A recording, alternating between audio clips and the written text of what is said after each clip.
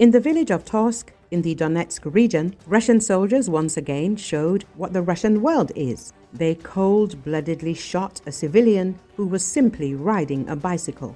Soldiers from the 63rd Separate Mechanized Brigade of the Ukrainian Armed Forces recorded this military crime using a drone.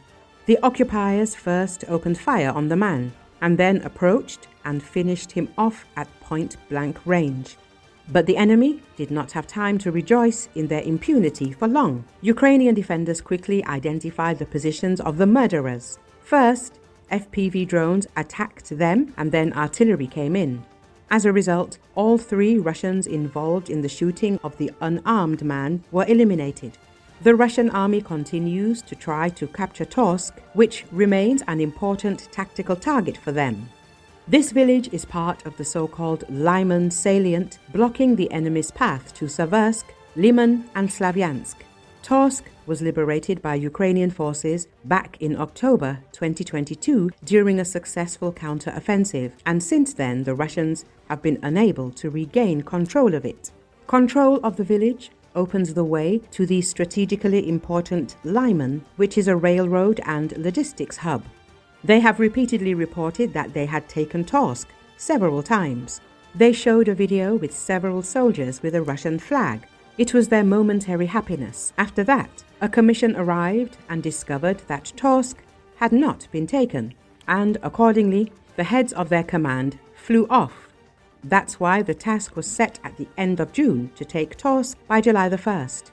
There were indeed attempts to do so, with a huge number of infantry moving to our positions, but we did not lose our positions and the invaders were destroyed, the 63rd Separate Mechanized Brigade noted. Russian propagandists have repeatedly stated that the village was allegedly captured, even publishing a video with several of their soldiers and a flag. However, in reality, it turned out that this was just a show. After checking, it became clear that Torsk is still under the control of Ukraine, the brigade reported. To prove the opposite, the Russians began to throw infantry into battle en masse, but all their assaults ended in defeat. The Ukrainian armed forces repelled the attacks and destroyed a significant number of the attackers. Numerous cases of Russian troops murdering or abusing civilians have surfaced since the start of Moscow's full-scale invasion in 2022. Ukrainian prosecutors and monitoring groups have documented mounting instances of Russian forces executing Ukrainian prisoners of war in a systemic violation of the Geneva Convention.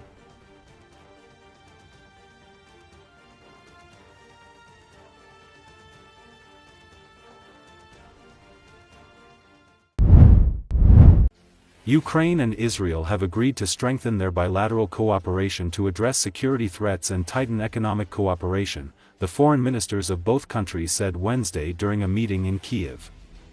Moscow, Tehran and Pyongyang are united into a single alliance of criminal regimes, which support one another and threaten the whole free world, Ukrainian Foreign Minister Andriy Sybiha told a joint news conference with his visiting Israeli counterpart Gideon Sa'ar. In response to this threat, we agreed to activate multilateral and bilateral cooperation, he added, further noting that, today we decided to start a separate dialogue about the Iranian threat. According to Associated Press, Sybiha added that Ukraine and Israel have significant potential in the field of defense technologies, stressing, it is time to implement it together for the sake of the security and stability of both countries. Sa'ar, for his part, expressed full support for Ukraine and said that the ministers had on Wednesday agreed to launch a strategic dialogue on Iran. Our actions against its weapons and technology contribute to European security and to the security of Ukraine, Sa'ar said.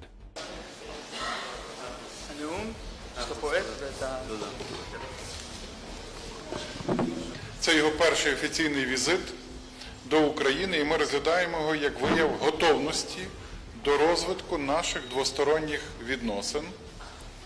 Ми мали сьогодні предметні переговори з широкого спектру питань: безпека, гуманітарна та економічна співпраця, розвиток інновацій та спільні проекти. Україна та Ізраїль мають значний потенціал у сфері оборонних технологій. Настав час реалізовувати його спільно заради безпеки та стабільності обидвох держав.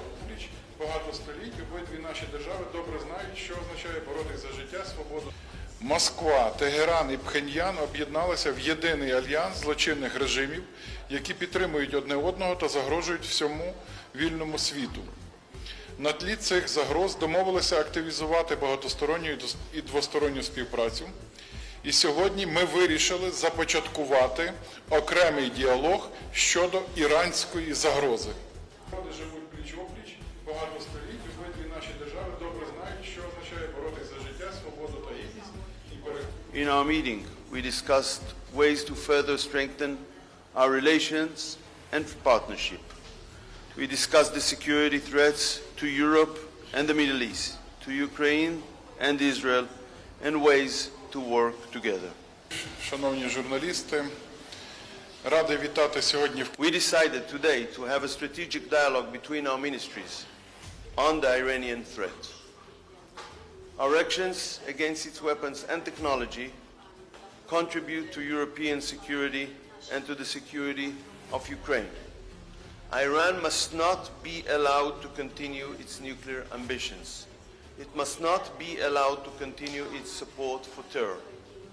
The international community must act firmly against Iran. I call on the E3 countries, Germany, France, and the UK, to activate the snapback now.